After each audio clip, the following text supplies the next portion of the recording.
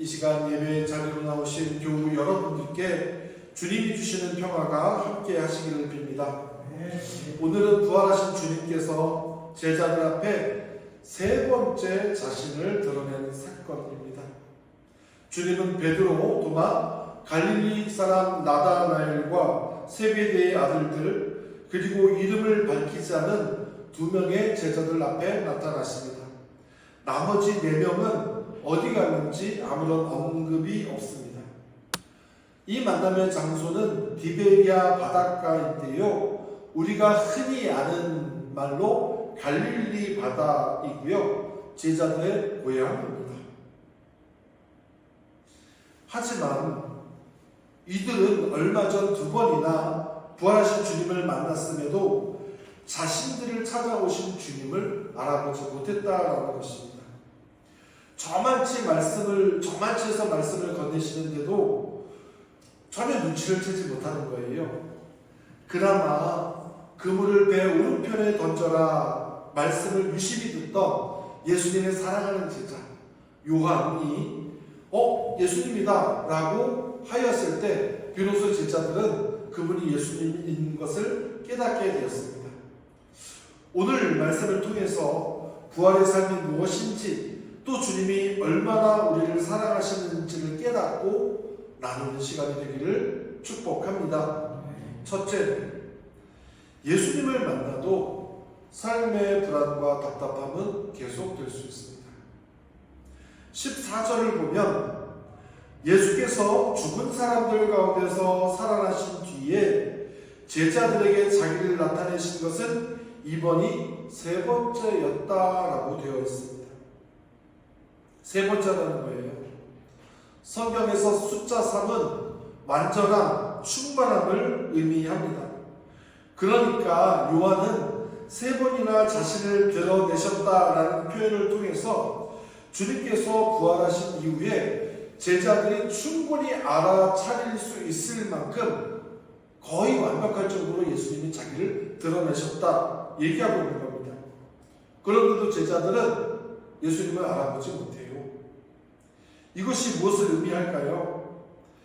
부활하신 주님을 만난 제자들은 단번에 그들의 삶의 방향이 바뀌지는 않았다는 겁니다. 무려 3번째예요. 복기를 해보자면 제자들은 예수님이 십자가에 달려 돌아가신 것을 엊그제 목격을 합니다. 그리고 3일 만에, 시간적으로는 60시간이 안 되는 시간 만에 예수님이 부활하신 것을 알았고 목격을 했다는 거예요. 그런 기적을 경험하고 목격을 했다면 제자들의 삶이 완전히 뒤집어졌을 것 같은데, 새로운 삶을 결단했을 것 같은데 아니었다는 겁니다. 여전히 불안하고 막막하고 겁에 질려 있다는 겁니다. 부활하신 예수님을 만났는데도요. 그러니 베드로를 비롯한 제자들은 그냥 예전의 삶으로 돌아가자 생각하고 갈릴리 고향으로 향한 것입니다. 고향으로 돌아가서 원래 직업인 어부로 그냥 돌아간 거예요. 우리도 마찬가지입니다. 교회에 출석하고 예수님을 만나면서 극적으로 내 삶이 변화되는 것 같고 뭔가 새 사람이 되는 것 같지만 여전히 예전의 나와 지금의 나가 똑같다는 것을 발견하고 실망하고 답답해합니다. 사람은 안 변해. 예수 믿는다라고 별 수 있어? 이렇게 생각하면서 과거의 나, 돈이 주는 안정감과 익숙함으로 돌아가려 합니다. 물고기나 잡으며 살아야지. 돈 잘 버는 게 작땡이야. 여기서 떡떡거리면서 허이호식하면서 살면 그게 천국이지. 이렇게 생각합니다. 정말 그렇습니까? 2번째, 우리는 주님을 포기하지만 주님은 우리를 절대 포기하지 않으신다라고 하는 거예요. 허무함, 불안감, 우울감에 빠져서 고향으로 돌아가서 베드로와 제자들이 다시 배를 몰고 바다로 나갑니다. 밤새 그물질을 했는데 물고기 한 마리 잡지 못합니다. 사실 텅 빈 그물보다 더 제자들을 힘들게 하는 것은 텅 빈 마음이었을 거예요. 바로 그때 어둠이 짙은 밤을 지나서 동이 털락말락하는 그 시점에 해가 아직 뜨지는 않았는데 뭔가 아주 작은 빛이 세상을 물들이기 시작했을 때 주님은 허무에 사로잡혀 있는 제자들을 찾아오셨습니다. 그런데 제자들이 주님을 찾은 것이 아니라 주님이 먼저 찾아온 것입니다. 1절은 이렇게 기록하고 있습니다. 그 뒤에 예수께서 디베리아 바다에서 다시 제자들에게 자기를 나타내셨는데, 예수님이 자기를 나타내셨다 표현하고 있습니다. 요한은 이 만남의 주체가 제자들이 아니라 예수님인 것을 분명히 하고 있습니다. 생각해 보니까 주님은 뭐라고 말씀하셨어요? 막달라 마리아에게 내가 제자들보다 먼저 갈릴리에 가서 기다릴 것이라고 말씀하셨어요. 제자들은 그것을 까먹고 있는 겁니다. 맞아요. 우리는 가끔 주님을 포기하기도 하고 잊기도 하지만 주님은 잊지 않고 우리를 찾아오십니다. 베드로처럼 부인도 하고 배신도 하지만 결국 주님은 우리를 끝끝내 찾아오세요. 이것이 부활의 의미이며 주님이 우리를 사랑하시는 방법입니다. 요한복음 13장 1절 말씀입니다. 다 같이 한 목소리를 읽어보겠습니다. 요한복음 13장 1절 시작. 몇 절 전에 예수께서는 자기가 이 세상을 떠나서 아버지께로 가야 할 때가 된 것을 아시고 세상에 있는 자기의 사람들을 사랑하시게 끝까지 사랑하셨다. 아멘. 주님은 우리를 사랑하시되 끝까지 사랑하겠다라고 마음을 먹으셨다는 겁니다. 부활은 어려운 의미가 아니에요. 주님이 우리를 사랑하시되 끝까지 사랑하시겠다라는 의지의 표현입니다. 에베소서 1장 3절에서 5절 말씀 한번 다 같이 읽어볼까요? 시작. 찬송하리로다. 하나님 곧 우리 주 예수 그리스도의 아버지께서 그리스도 안에서 하늘에 속한 모든 진정한 복을 우리에게 주시되 곧 창세 전에 그리스도 안에서 우리를 택하사 우리로 사랑 안에서 그 앞에 거룩하고 의롭게 하시려고 그 기쁘신 뜻대로 우리를 예정하사 예수 그리스도로 말미암아 자기의 아들들이 되게 하셨으니. 아멘. 이 말씀이 무슨 뜻인가 하면 하나님은 세상을 창조하기 전에 우리를 사랑하기로 확정하셨다는 겁니다. 분명 우리를 만드시기 전에 만들어 놓고 인간이 죄를 짓고 하나님을 떠날 것임을 알면서도 그렇게 하기로 마음을 먹으셨다는 거예요. 인간이 죄를 지으면 죽을 수밖에 없는데 자신의 외아들의 목숨과 우리들의 목숨을 맞바꾸기로 결심하셨다는 것입니다. 언제? 창세 전에, 세상을 창조하기도 전에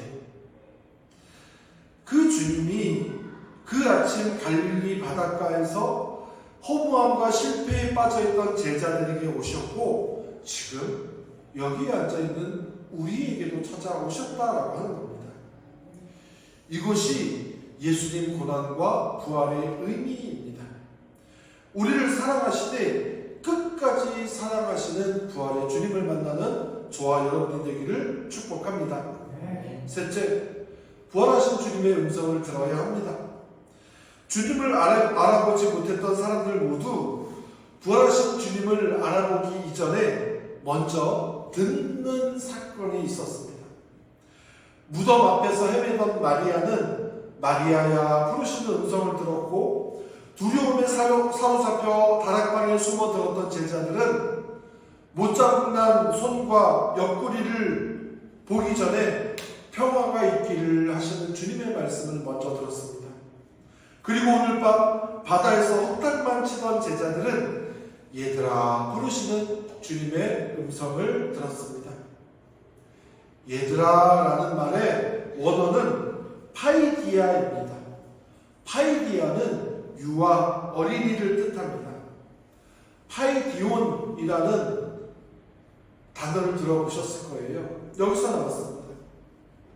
부활하신 주님이 제자들에게 나타나셔서 야, 너희들 의리 없이 왜 나를 배신했냐? 왜 부인했냐? 모른 척했냐? 내가 십자가에 달릴 때 너희들은 뭐 했냐? 책망하지 않으시고 그저 얘들아 말씀하셨다는 겁니다. 아버지가 아이를 부르는 것처럼 엄마가 누구야 부르는 것처럼 우리를 부르십니다. 심리학자들은 사람 안에 있는 상처는 반드시 끄집어내질 때에만 치유될 수 있다고 말합니다. 상처가 골마서 속에 계속 있으면 어떻게 됩니까? 나중에는 걷잡을 수 없이 터져요. 하지만 상처를 꺼낸다는 것은 여간 고통스럽고 아픈 일이 아니어서 자기 스스로는 꺼낼 수가 없습니다. 누군가 꺼내줘야 되는데 억지로 하게 되면 더 깊은 고통 속에 움츠러들게 됩니다. 그걸 트라우마라고 얘기하죠. 오직 기다려주고 보듬어주고 따뜻하게 감싸 안아줄 수 있는 사람 외에는 상처는 꺼내질 수 없습니다. 치료받을 수 없습니다. 예수님이 지금 그렇게 하시는 거예요. 오늘은 어린이 주일입니다. 어린이들은 무한한 잠재성을 가지고 있습니다. 그런데 오늘날 우리 어린이들의 최고의 꿈은 무엇입니까? 어린이들한테 너 꿈은 뭐야? 물어보면 뭐라고 대답할까요? 10명 중에 5명은? 여러분은 잘 모르시나 보네요. 의사라고 답해요. 의사래요. 의사라는 건 직업인데 직업은 꿈이 될 수 없을 뿐더러 그 꿈이라는 것마저도 누구의 꿈입니까? 부모의 꿈이에요. 그 결과 우리 사회가 지금 얼마나 일그러진 사회가 되었는지 모릅니다. 어린이 자녀들을 양육할 때 제자들을 대했던 예수님의 방법이 절실합니다. 기다려주고 보듬어주고 따뜻하게 감싸 안아줄 수 있는 사랑의 방법입니다. 바로 그곳에서 치유가 일어나고 회복이 일어나며 하나님 형상의 잠재성이 발현되게 됩니다. 넷째, 부활하신 주님을 만나면 회복이 일어납니다. 배 오른편에 그물을 던져라 말씀을 듣고서야 베드로와 제자들은 주님이신 것을 알아차립니다. 육지로 올라오니까 예수님이 숯불을 피우고 아침 식사를 준비하고 계신 거예요. 무슨 말이 필요했겠습니까? 예수님이 물고기를 굽고 빵을 준비하고 계셨는데 제자들이 그거 먹으면서 어떻겠어요? 아마 눈도 못 마주치고 눈물을 뚝뚝 흘리면서 빵과 생선을 먹었을 겁니다. 그 자리엔 책망도 없고 정죄도 없습니다. 오직 사랑과 용서, 신뢰만이 가득한 세상에서 가장 행복하고 따뜻한 식사 자리였을 겁니다. 이것이 오늘 우리가 나눌 성찬의 의미입니다. 성찬, 주님의 식탁은 모두에게 열려 있습니다. 완전한 사람, 죄 없는 사람에게는 성찬이, 아니 주님이 필요 없습니다. 우리가 연약하고 죄인이기 때문에 사랑과 용서의 식탁이 필요합니다. 그렇기에 주님의 식탁에는 누구나 참여할 수 있습니다. 제가 여러 번 얘기해서 이동환 목사는 다 아실 것이고요. 작년에 이동환 목사의 뜻을 이어받아서 6분의 목사님이 성소수자를 축복하는 자리에 섰습니다. 결국 그분들도 교단에 의해서 재판정에 섰습니다. 지난 금요일 재판이 끝나고 기자회견이 있었는데요. 내년에 은퇴하시는 목사님이에요. 백발이 성성한 목사님이 은퇴를 1년 남겨놓고 법정에 섰습니다. 그 목사님이 이렇게 말씀하시더라고요.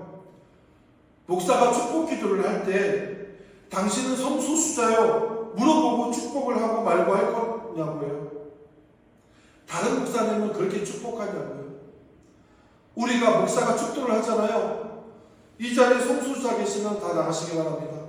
이렇게 축도하지 않잖아요. 이곳에 살인범이 있습니다. 여기 살인범은 있을 수 없습니다. 나가십시오. 그렇게 축복기도 하지 않잖아요. 그런데 어떻게 목사가 축복을 한 것이 죄가 될 수 있겠느냐라고 말씀을 하셨습니다. 이어서 성소수자 당사자분이 말씀을 하셨습니다. 그분이 제대로 말도 못하고 눈물을 뚝뚝 흘리는 거예요. 그분은 성소수자예요. 그리고 기독교인입니다. 그런데 자기가 성소수자인 것이 밝혀지고 나니까 목사와 교인들이 자신을 멀리하더래요. 그리고 자신을 지켜보는 눈이 무슨 벌레 보는 듯해서 큰 상처와 절망 속에 살았답니다. 그래서 교회를 떠날까? 기독교 신앙을 버릴까 생각을 했는데 목사님들의 그 축복을 통해서 살아갈 용기를 얻었다는 거예요. 자신의 모습을 있는 그대로 인정해주는 예수님의 사랑을 알고 살아갈 힘을 얻었다라고 하는 겁니다. 그 목사님들을 통해서요. 예수님이 밥상을 차리시면서 야 너는 돼, 너는 들어와도 돼, 너는 안 돼, 너는 함께 밥 먹을 수 있고 너는 더러우니까 끼지 말고 이렇게 말씀 안 하셨잖아요.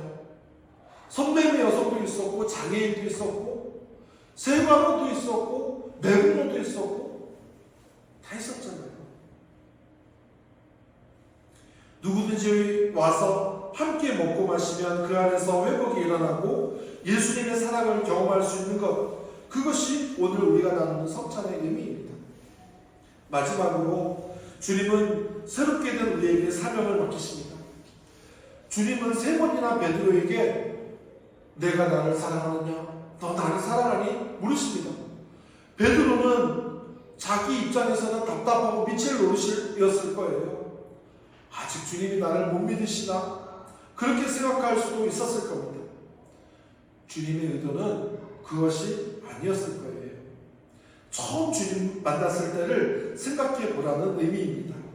누가복음 5장을 보면 예수님이 제자들을 부르시는 장면이 나오는데요. 오늘 말씀과 아주 유사합니다. 어부였던 제자들은 밤새 아무것도 잡지 못했고요. 예수님께서 나타나셔서 깊은 곳에 가서 그물을 던져라 말씀하십니다. 그 말씀에 순종하니 그물이 찢어지고 배가 가라앉을 정도로 많은 고기를 잡습니다. 베드로가 주님 앞에 엎드려서 주님 저는 죄인입니다. 제기서 멀리 떠나가 주십시오 말하니까 주님께서 베드로야 내가 이제는 사람을 낚는 어부가 될 것이다 말씀하시고 그렇게 말씀하셨더니 베드로와 제자들이 모든 것을 버려두고 예수님을 따랐다라는 것이 누가복음 5장의 말씀입니다. 누가복음 5장의 말씀이 요한복음 21장에서 재현되고 있는 겁니다. 예수님은 베드로와 세 번의 문답을 통해서 처음 받은 사명을 상기시키고 있습니다. 사람을 낚는 어부가 될 것이다. 그때의 베드로와 지금의 베드로는 완전히 다른 사람입니다. 부활하신 예수님을 만나고 새롭게 된 베드로는 이제 정말 사람을 낚는 어부가 될 준비가 되는 것입니다. 그 베드로에게 자신의 양떼를 맡겼습니다. 사람을 낚는 어부가 되어라. 내가 이제 양떼를 너에게 맡길 텐데 이 양떼들을 잘 보살펴야 된다. 내가 너희와는 함께 있겠지만 안 보이지 않니? 너는 내가 하는 것처럼 양떼를 잘 보살펴라. 단 조건이 있습니다. 내가 진정으로 너에게 말한다. 내가 젊어서는 스스로 띠를 띠고 내가 가고 싶은 곳으로 다녔지만 내가 늙어서는 남들이 내 팔을 벌릴 것이고 너를 묶어서 내가 바라지 않는 곳으로 너를 끌고 갈 것이다. 베드로가 어떻게 최후를 맞이할지 주님께서 예견하셨다라고 하는 겁니다. 이 말씀은 이제 나의 뜻이 아니라 주님의 뜻대로 베드로 너 그렇게 살아가게 될 거야 말씀하시는 겁니다. 제 어깨에 매여있는 이 스톨은 영대라고 부릅니다. 멋있어 보이지만 실제의 의미는 멍에입니다. 멍에는 소가 매는 거예요. 멍에를 맨 소는 주인이 이끄는 대로 움직입니다. 주님이 가라고 하면 가고 가지 말라 멈춰라면 그 자리에 멈춰서야 합니다. 이 스톨은 장식이 아니라 목사의 사명을 나타내는 것이고요. 내가 주님께 매여 있다라는 것을 드러내는 표시입니다. 사랑하는 여러분, 두려움이 몰려올 때는 두려워하지 말아라 말씀하시던 주님의 말씀을 기억하시기 바랍니다.